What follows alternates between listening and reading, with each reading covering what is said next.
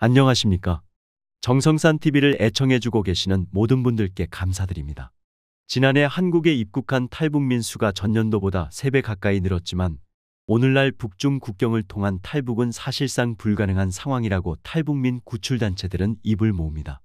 이런 가운데 중국을 비롯한 제3국 내 탈북민들에 대한 구출 활동도 낙관적이지 않습니다. 탈북민 구출단체들은 올해도 중국 내 감시 강화, 높은 탈북 비용 등으로 탈북민 구출이 쉽지 않을 것으로 전망하고 있습니다. 탈북민 구출에서 가장 중요한 문제는 비용이라며 중국의 삼엄한 경비와 통제 때문에 탈북 비용이 적어질 가능성은 크지 않을 것으로 내다봤습니다. 중국의 통제가 심하다 보니 탈북 비용이 상승하는 부분도 있지만 비용이 절감되지 않는다면 탈북민을 구출하는 게 점점 더 힘들어지지 않을까 생각하고 있습니다. 탈북민 구출이라는 것도 시급한 문제지만 중국 내 통제나 단속으로 인해 어려운 상황이잖아요. 그러다 보니 브로커들이 적은 금액으로 많이 진행하기보다 많은 금액으로 한두 번 위험을 감수하는 것이 더 합리적이라고 생각할 것 같습니다. 제일 어려운 건 공안 당국의 단속이 더 강화되고 중국 내 감시 시스템 또는 통제 상황들이 구출 활동을 어렵게 하고 있다는 점입니다. 또 어려운 점은 지난 3년 동안 잡혀있던 사람들이 다 북송됐잖아요. 중국 현지에서 북송을 두려워하는 사람들이 늘어난 것 같아요. 그만큼 중국이나 제3국에 있는 탈북민들이 강제 북송을 두려워하면서 이동에 대한 의지나 분위기가 많이 가라앉았다는 겁니다. 북한 당국이 북중 국경의 개방을 선언했지만 여전히 자유로운 인적 교류가 허용되지 않은 가운데 북중 양국의 삼엄한 감시와 통제, 탈북민 구출 비용 상승 등으로 올해도 탈북부터 구출까지 모든 과정의 어려움은 계속될 전망입니다. 한국 탈북자동지회의 서재평 회장은 자유아시아 방송에 이들은 이모와 조카 사이라고 설명했습니다. 국경경비대 군인들과 직접 거래해서 바로 한국으로 넘어왔다고 합니다. 한국 돈으로 2천만 원 정도 주고 이모와 조카가 여기 도착했더라고요. 제가 확인했어요. 지난해 12월 기준 보호센터에 있는 걸로 봐서는 적어도 3, 4개월 전에 탈북하지 않았을까 생각합니다. 아마도 지난 여름에 나온 것 같습니다.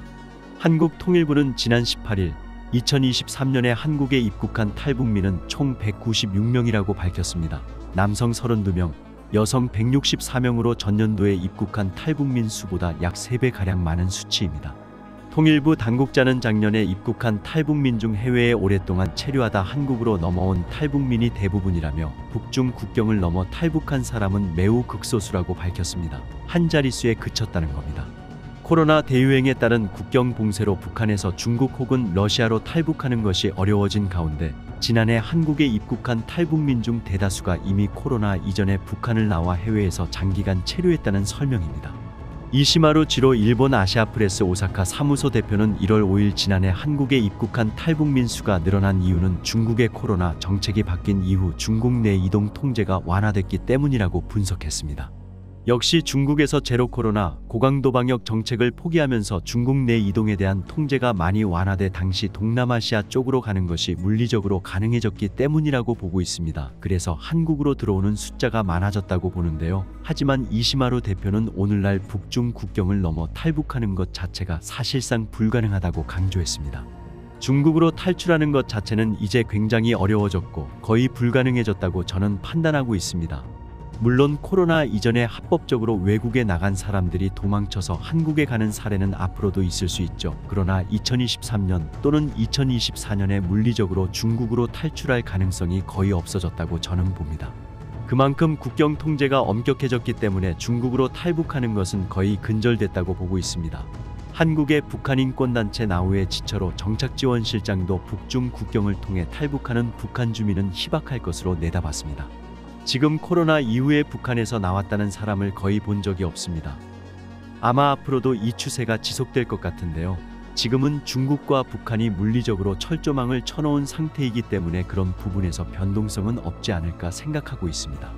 서재평 회장도 북한 내에서 탈북을 돕는 활동도 거의 없을 것으로 본다면서 북중 국경이 완전히 개방되지 않은 상태에서 탈북에 성공할 가능성은 매우 낮다고 진단했습니다. 이런 가운데 중국을 비롯한 제3국 내 탈북민들에 대한 구출 활동도 낙관적이지 않습니다.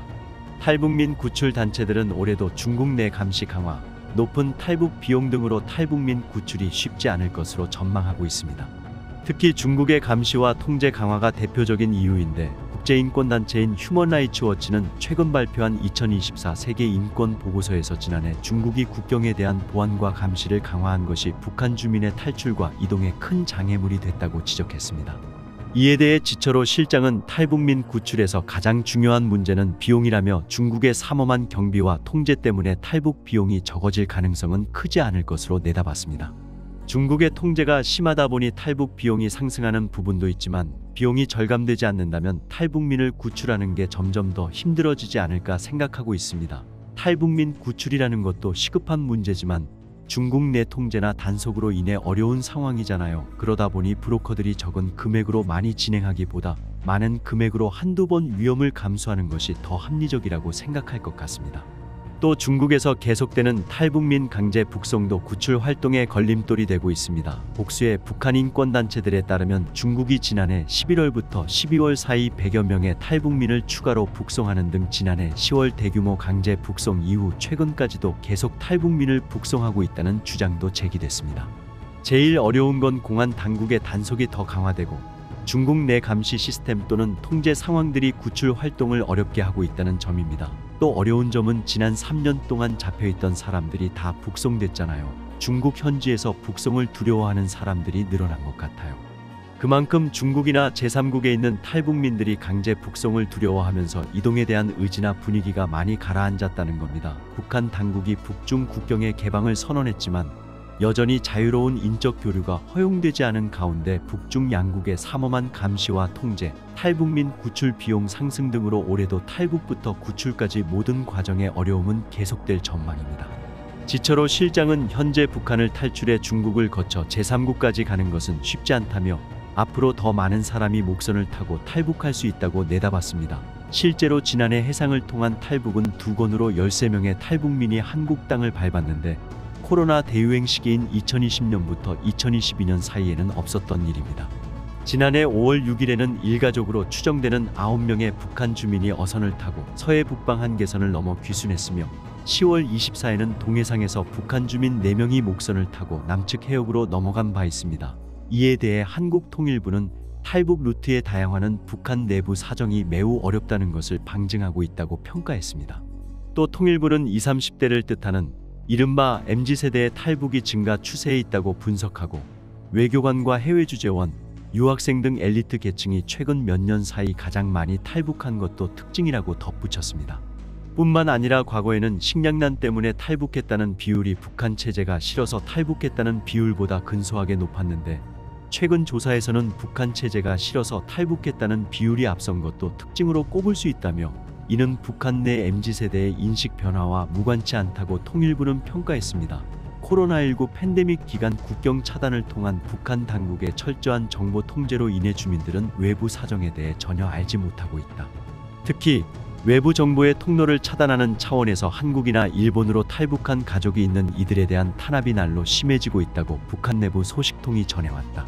세상 사람들이 북한 내부의 정보에 목마른 것만큼이나 북한 주민도 외부 정보에 줄여 있다. 북부 지역에 사는 협력자의 보고를 종합하면 북한 당국의 철저한 정보 통제가 주민을 외부 소식으로부터 격리시키는 데 어느 정도 성공했다고 평가할 수 있다.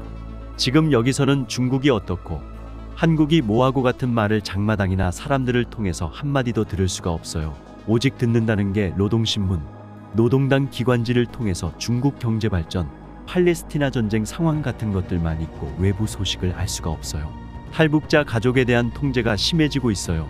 특히 유언비어를 퍼뜨리거나 중국 전화를 사용하는 행위에 대해서 용서하지 않는다는 방침이고 가족의 탈북으로 이미 죄를 지었으니 나라에 충성하라 요구하고 있어요. 협력자는 당국이 탈북자 가족을 외부 정보를 유입시키는 잠재적 범죄자로 규정하고 그들을 다양한 방식으로 지속적으로 괴롭히는 데다 함정 수사까지 벌이는 등 강한 감시하에 두고 있다며 다음과 같이 설명했다. 수시로 안전국에서 방문하고 임의로 불러서는 조사해서 탈북자 가족이 길을 못 펴고 살아요. 그리고 보위부, 안전국에서 감시원이 고정으로 붙어서 일거일동까지 캐고 중국 전화를 색출하기 위해서 돈 받아주는 사람, 송금 브로커로 가장시켜서 사람도 보내고 그래요. 계속해서 협력자는 국경과 떨어져 있는 지역의 탈북민 가족들은 여행증명서 발급 자체가 안 되고 몰래 국경 근처로 오면 한국이나 일본에 있는 가족에게 전화를 했든 안 했든 도강 기도로 보고 무조건 감옥에 보낸다고 말했다. 코로나19 팬데믹 사태를 기회로 북한 사회와 주민에 대한 강력한 통제를 확보한 김정은 정권이 자신들의 아킬레스건인 외부 정보 유입을 완벽히 차단하기 위한 주요 타깃으로 탈북민 가족을 지목한 것이라는 분석이 나오는 배경이다. 북한 당국이 주민들에 대한 탈북 통제를 강화하면서 자발적 인신매매로 북한을 탈출하는 경우가 발생하고 있다. 특히 탈북을 시도하다 적발된 주민들을 총살하는 등 인권 유린도 여전히 일어나고 있는 것으로 나타났다. 통일연구원이 탈북민들의 증언을 토대로 23일 발간한 2021 북한 인권백서에 따르면 북한 당국은 탈북자들에 대한 단속을 강화하면서 국경을 감시하는 병사들에게 실탄을 지급하고 월경자 발생 시 현장에서 총살하라는 명령을 하달한 것으로 나타났다. 2019년 탈북한 북한 이탈 주민 A씨는 최근 북한에서 탈북 중 검거된 주민 5명 정도가 총살됐다는 이야기를 들었다고 증언했다. 탈북민들에 대한 통제가 강화되자 자발적으로 인신매매를 당하는 여성들도 생겨나고 있다. 백서에 따르면 김정은 집권 이후 탈북에 대한 통제가 강화되면서 인신매매만이 북한을 탈출하는 유일한 방법이라고 판단해 어쩔 수 없이 스스로 팔려가는 선택을 하는 경우도 발견됐다고 설명했다. 2015년 탈북한 여성 B씨는 인신매매로 중국에 팔려가는 것이 탈북할 수 있는 유일한 방법이라며 그마저도 인신매매 브로커를 구하기 어려워 탈북을 못하는 대기 여성도 많다고 말했다.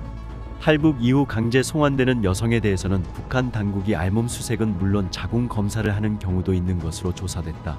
한국 드라마 등 녹화물에 대한 단속 처벌도 강해지고 있는데 한국 영화를 보는 게 빙두, 북한산 필로폰을 하다 단속되는 것보다 더 강한 처벌을 받는다고 백서는 설명했다. 백서에는 한국 녹화물을 유포한 혐의로 총살당하는 것을 목격하거나 전해들은 사례가 다수 기록돼 있다. 정성산TV 좋아요, 구독, 알림은 큰 힘이 됩니다. 후원해주시는 모든 분들께 가열차게 멸공.